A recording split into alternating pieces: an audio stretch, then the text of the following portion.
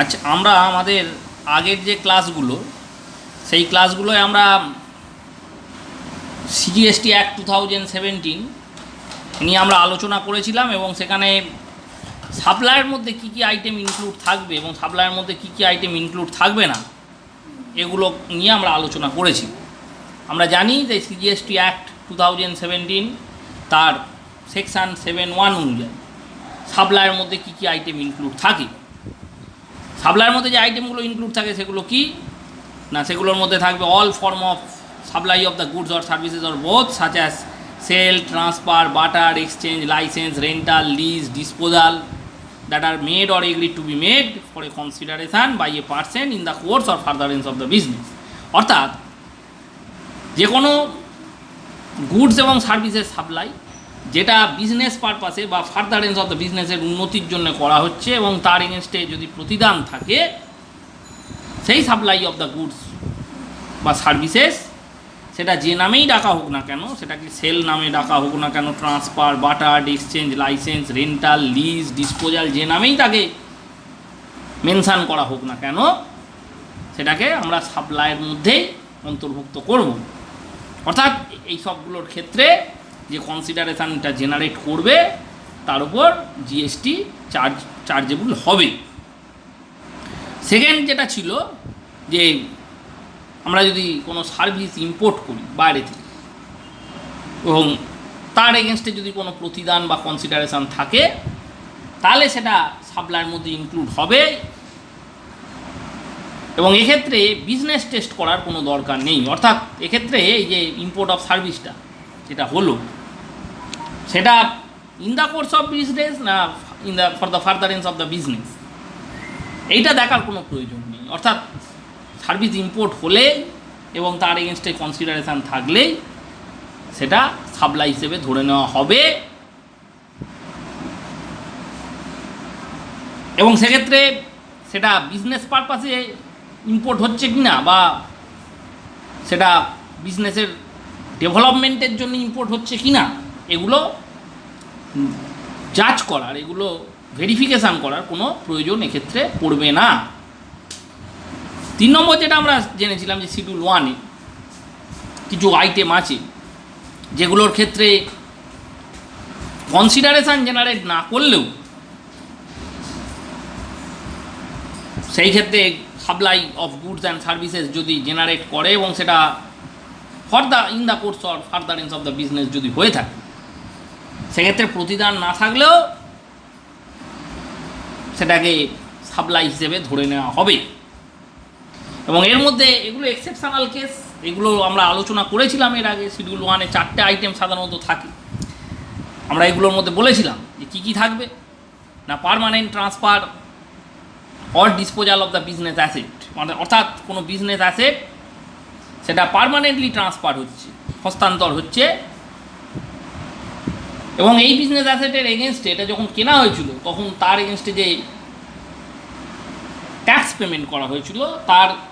ক্রেডিটটা already নেওয়া হয়ে গেছে। এইরকম যদি কোনো বিজনেস অ্যাসেট সেটা পার্মানেন্ট বেসে ট্রান্সফার করা হয়, তাহলে সেক্ষেত্রে কোনো কনসিডারেশান জেনারেট না করলেও সেটা সাপ্লাইয়ের মধ্যে অন্তর্ভুক্ত হবে, অর্থাৎ সেটা ট্যাক্সেবল হবে। দ্বিতীয় যে এক্সেপশানটা ছিল যেটা শিডিউল 1-এ বলা হয়েছে, সেটা হচ্ছে ডিস্টিংক্ট এবং রিলেটেড পার্সনদের মধ্যে যদি কোনো সাপ্লাই হয় এবং সেক্ষেত্রে যদি কনসিডারেশান নাও থাকে, তাহলেও সেটা সাপ্লাই, অর্থাৎ সেটা ট্যাক্সেবল ইভেন্ট হবে, তার উপর ট্যাক্স চাপবে। আবার সেখানে এটাও বলা হয়েছিল যে এমপ্লয়ার যদি এমপ্লয়িকে কোনো কিছু গিফট করে এবং সেই গিফটের ভ্যালু যদি 50,000 টাকার মধ্যে হয়, তাহলে সেটাকে সাপ্লাই হিসেবে ধরে নেওয়া হবে না। এখানে এমপ্লয়ি কিন্তু তারা হচ্ছে ডিস্টিংক্ট পার্সন, তাদের মধ্যে সাপ্লাই হচ্ছে, তারা এমপ্লয়িকে গিফট দিচ্ছে, কিন্তু গিফটের অ্যামাউন্টটা যদি 50,000 টাকার মধ্যে হয় তাহলে সেক্ষেত্রে সেটা সাপ্লাই নয়। কিন্তু গিফটের অ্যামাউন্ট 50,000 টাকার যদি বেশি হয় তাহলে সেটা সাপ্লাই হিসেবে ধরে নেওয়া হবে। এছাড়া ছিল ওই শিডিউল 1-এর 3 নম্বর যে পয়েন্টটা, সেটা হচ্ছে প্রিন্সিপাল ম্যানুফ্যাকচারার যদি এজেন্টকে কোনো মাল পাঠায় বা এজেন্ট যদি প্রিন্সিপাল ম্যানুফ্যাকচারারকে কোনো মাল ট্রান্সফার করে ফিনিশিং, পলিশিং, মানে ফাইনাল করার জন্য আর কি, ফাইনাল কাজটা যদি কোনো এজেন্টকে দিয়ে করানো হয়, সেটা ফিনিশিংয়ের কাজ হতে পারে, পলিশিংয়ের কাজ হতে পারে, এইসব আর এরকম ক্ষেত্রে প্রিন্সিপাল ম্যানুফ্যাকচারার এজেন্টকে ট্রান্সফার যদি করে থাকে বা এজেন্ট যদি প্রিন্সিপাল ম্যানুফ্যাকচারারকে কোনো সাপ্লাই করে থাকে, সেক্ষেত্রে কনসিডারেশান ডাজ নট ম্যাটার এনিথিং, অর্থাৎ সেক্ষেত্রে কনসিডারেশান জেনারেট না করলেও সেটাকে সাপ্লাই হিসেবে ধরে নেওয়া হবে। 4 নম্বর পয়েন্ট যেটা ছিল যে সার্ভিস যদি ইম্পোর্ট করা হয় রিলেটেড পার্সনদের থেকে, সেক্ষেত্রে বিজনেস টেস্ট করার দরকার, অর্থাৎ রিলেটেড পার্সনদের কাছ থেকে সার্ভিস ইম্পোর্ট করা হয়েছে, অ্যাব্রডে কারোর কাছ থেকে সার্ভিস ইম্পোর্ট করা হচ্ছে, সে রিলেটেড পার্সন এবং সেটা for the purpose of the business or in the course or furtherance of the বিজনেসই করা হচ্ছে, এরকম যদি হয়ে থাকে তাহলে সেক্ষেত্রে কনসিডারেশান না জেনারেট করলেও সেটাকে আমরা সাপ্লাইয়ের মধ্যে অন্তর্ভুক্ত করবো অ্যাজ পার শিডিউল 1 অনুযায়ী। তাহলে এই শিডিউল 1-এ 4টে এক্সেপশন আছে, যেক্ষেত্রে কনসিডারেশান জেনারেট না করলেও সেটাকে সাপ্লাই হিসেবে ধরে নেওয়া হয় এবং সেটা ট্যাক্সেবল হয়। এখন কী ভ্যালুটা কী হবে, সেটা ভ্যালুয়েশন অফ সাপ্লাই রুলস আমাদের পড়তে হবে, তার ভ্যালু কোন ভ্যালুর ওপর জিএসটি ইম্পোজ হবে সেটা আমরা সেখান থেকে জানতে পারবো। এই ছিল শিডিউল 1-এর ব্যাপার। এরপরে যেটা আছে শিডিউল 2-তে যে সমস্ত আইটেমগুলো স্পেসিফাই করা আছে, যে সমস্ত অ্যাক্টিভিটিগুলো রয়েছে, সেগুলো তো সাপ্লাই এর মধ্যে অ্যাপিয়ার করবেই, আসবে। এবং যেখানে কিছু অ্যাক্টিভিটি বা ট্রানজাকশান সাপ্লাই হচ্ছে অ্যাজ পার সাবসেকশন 1 অনুযায়ী, they shall be treated either as supply of the goods or supply of the services as referred to in section schedule 2। তার মানে সেগুলো শিডিউল 2 অনুযায়ী সেগুলো সাপ্লাই হিসেবে বা সাপ্লাই অফ গুডস বা সার্ভিস হিসেবে সেগুলো অন্তর্ভুক্ত হবে, এটা ইউজুয়াল ফর্মেই সেটা সাপ্লাই হিসেবে শিডিউল 2-তে অন্তর্ভুক্ত হবে। এবার আমরা সেকশন 7(2) অফ সিজিএসটি অ্যাক্ট 2017 সেটা একটু আলোচনা করে নিই, যেখানে কোন কোন আইটেমগুলো সাপ্লাইয়ের মধ্যে আসবে না সেগুলো আমরা আলোচনা করেছিলাম। এর মধ্যে প্রথম ছিল শিডিউল 3-তে যে আইটেমগুলো স্পেসিফাই করা আছে সেগুলোর ক্ষেত্রে সেগুলো সাপ্লাই বলা যাবে না এবং তার সেগুলো ট্যাক্সেবল হবে না, সেগুলো জিএসটির জন্য লেভিয়েবল হবে না। এর মধ্যে কী কী আছে না, service by employer to employee in the ordinary course, in the course of or in relation to his employment, অর্থাৎ এমপ্লয়ি এমপ্লয়ারকে যে সার্ভিস প্রোভাইড করছে সেটা যদি in the course of employment হয় তাহলে সেটা সাপ্লাই হিসেবে নেওয়া যাবে না, মানে শিডিউল 3 অনুযায়ী সেটা সাপ্লাই নয়। যেহেতু সাপ্লাই নয়, সুতরাং এমপ্লয়ি সার্ভিস প্রোভাইড করছে এমপ্লয়ারকে, তার জন্য যে অ্যামাউন্টটা রিসিভ করছে বাই ওয়ে অফ স্যালারি, সেই স্যালারির ওপর জিএসটি আসে না। একইভাবে 2 নম্বর পয়েন্টে শিডিউল 3 যেটা আমরা পড়েছিলাম, যে কোর্ট এবং ট্রাইব্যুনালগুলো যে সার্ভিস প্রোভাইড করে কমন পিপুলকে, এবং তার এগেনস্টে কমন পিপুল মানে যে কোনো ব্যক্তি হতে পারে, কোম্পানি হতে পারে, ফার্ম হতে পারে ইত্যাদি বিভিন্ন যে সমস্ত অ্যাসেসি আছে, তাদের যখন কোর্ট বা ট্রাইব্যুনাল তারা যখন সার্ভিস প্রোভাইড করছে, তার এগেনস্টে কোর্ট এবং ট্রাইব্যুনাল তো কিছু অ্যামাউন্ট চার্জ করে। কিন্তু এই ধরনের সাপ্লাই, এটাও তো সাপ্লাই অফ সার্ভিসেস, কিন্তু যেহেতু এটা শিডিউল 3-তে মেনশান করা আছে, সুতরাং এটা ওপর জিএসটি অ্যাপ্লিকেবল হবে না, কারণ এটা অ্যাজ পার শিডিউল 3 অনুযায়ী তো সাপ্লাই নয়। 3 নম্বর হচ্ছে এই মেম্বার অফ দ্য পার্লামেন্ট বা member of the legislative assembly, বিধায়ক, সাংসদ, এরা যে সমস্ত যে রেমুনারেশন বা স্টাইপেন্ডগুলো কালেক্ট করে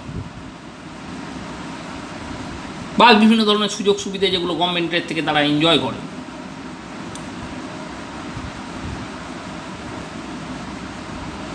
সেগুলো কি ট্যাক্সেবল হবে? বলছে না, সেগুলো ট্যাক্সেবল হবে না, কারণ member of the legislative assembly বা মেম্বার অফ দ্য পার্লামেন্ট এরা জনপ্রতিনিধি হিসেবে যে সার্ভিস প্রোভাইড করে সেটা সাপ্লাই হিসেবে ধরা যাবে না। যেহেতু সাপ্লাই নয়, ফলে তারা যে রেমুনারেশন বা স্টাইপেন্ড তারা যেটা রিসিভ করছে সেটা ওপর জিএসটি অ্যাপ্লিকেবল হবে না। 4 নম্বর হচ্ছে যেগুলো সমস্ত শ্মশান বা গোরস্থান এইসব জায়গায় যে সমস্ত ফিজগুলো তারা নেয় সার্ভিস প্রোভাইড করার জন্য, কনসিডারেশান তো আছে, প্রতিদান রয়েছে, তারা সার্ভিস প্রোভাইডও করে, প্রতিদান তার বদলে নেয়ও, কিন্তু সেগুলোর উপর জিএসটি আসবে না, কারণ এগুলো শিডিউল 3-তে স্পেসিফিক্যালি বলা আছে যে এটা সাপ্লাই অফ সার্ভিস নয়। সুতরাং সাপ্লাই অফ সার্ভিস না হলে তার জিএসটি আসার তো কোনো প্রসঙ্গই আসে না। অ্যাকশনেবল ক্লেম যেগুলো থাকবে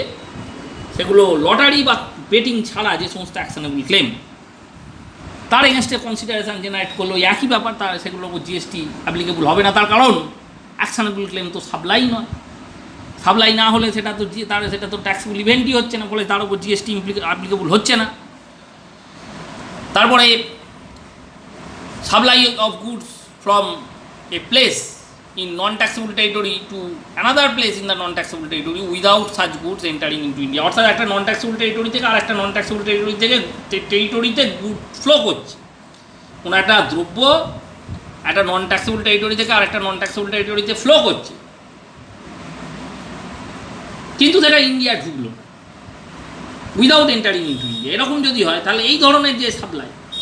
সেটা তো ট্যাক্সেবল হবে না, মানে সাপ্লাই নয় সেটা, সুতরাং তার উপর জিএসটি অ্যাপ্লিকেবল হবে না। ঠিক একইভাবে 8 নম্বর পয়েন্টে যেটা বলা হচ্ছে ওয়্যার হাউস গুডস, সেটা হোম কনজামশানের আগে, before clearance for the home consumption, home কনজামশানের জন্য ক্লিয়ার হওয়ার আগে যদি ওয়্যার হাউস গুডসের কোনো সাপ্লাই হয়, অর্থাৎ ইম্পোর্টেড গুডস তো প্রথমে ইম্পোর্ট করার পরে সেটা তো কাস্টমস অথরিটির প্রিজার্ভেশনে থাকে, এবং সেই কাস্টমস অথরিটির প্রিজার্ভেশন থেকে হোম ক্লিয়ারেন্স পর্যন্ত এই টাইমের মধ্যে যদি কোনো সাপ্লাই মাঝখানে হয়ে থাকে, তাহলে সেই ধরনের সাপ্লাই যদি তার এগেনস্টে কনসিডারেশান থাকে, এজেন্টদের মধ্যে এই ধরনের সাপ্লাইগুলো হয়ে থাকে, একটা এজেন্টের হাত থেকে আরেকটা এজেন্টের হাতে, আরেকটা এজেন্টের হাত থেকে আরেকটা এজেন্টের হাতে, এইভাবে ট্রান্সফার হয় গুডসগুলো before clearance for the home consumption. কিন্তু সেটা যেহেতু ওই হোম কনজামশান এর জন্য ক্লিয়ার হওয়ার আগে, অর্থাৎ ডোমেস্টিক ট্যারিফ এরিয়ায় ঢোকার আগেই হয়ে যাচ্ছে, সুতরাং এটাকে সাপ্লাই হিসেবে ধরা হবে না, এবং সেই সাপ্লাইয়ের জন্যে কোনো জিএসটি অ্যাপ্লিকেবলও হবে না। আর যেটা বলছে consignee,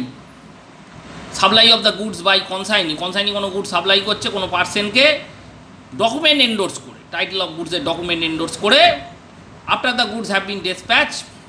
from the port of origin located outside India, but port of origin located outside India but before clearance for the home consumption. অর্থাৎ এটা